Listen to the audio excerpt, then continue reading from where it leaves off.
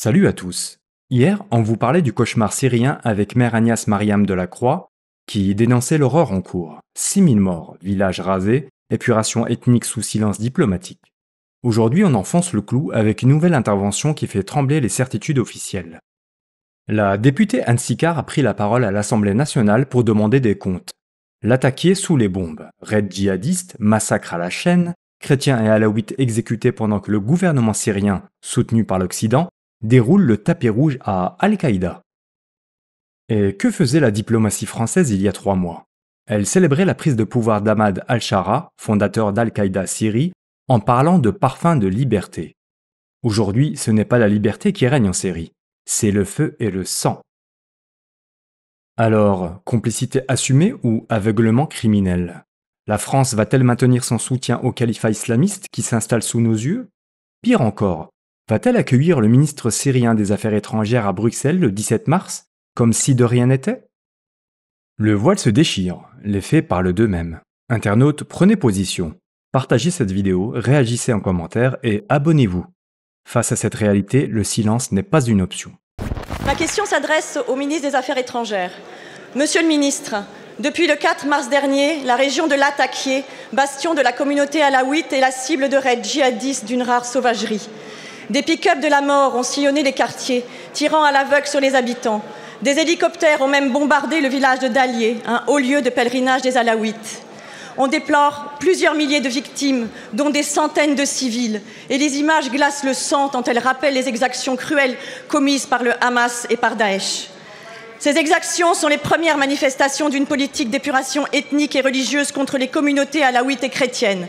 C'est la promesse que les milices djihadistes d'HTC n'ont pas renversé le régime moribond de Bachar el-Assad pour bâtir une société dite inclusive et respectueuse des droits des minorités, comme vous l'espériez naïvement, mais bien pour instaurer le califat et la charia en Syrie.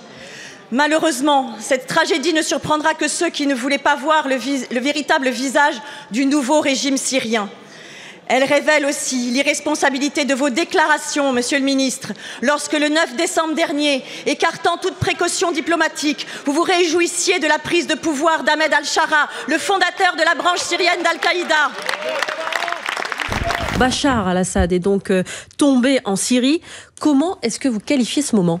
C'est un moment historique. Et toutes mes pensées, depuis hier, vont au peuple syrien. En Syrie, comme en exil, qui retrouve enfin le parfum de la liberté. Comment ne pas se réjouir de la chute de l'un des pires dictateurs de notre époque, après des années, des décennies d'une oppression féroce? C'est le parfum du sang et de la mort qu'hument les alaouites et les chrétiens aujourd'hui. Et ils savent désormais qu'ils ne pourront jamais compter sur la nouvelle armée syrienne pour protéger leurs enfants. Monsieur le ministre, allez-vous demander à la Commission européenne d'annuler l'invitation du nouveau ministre syrien des Affaires étrangères prévue le 17 mars prochain? Vous, qui ne voyez aucun mal à serrer la main du fondateur de la branche syrienne d'Al-Qaïda, quand allez-vous enfin mettre un terme au soutien de votre diplomatie au califat islamique et sanguinaire de Syrie?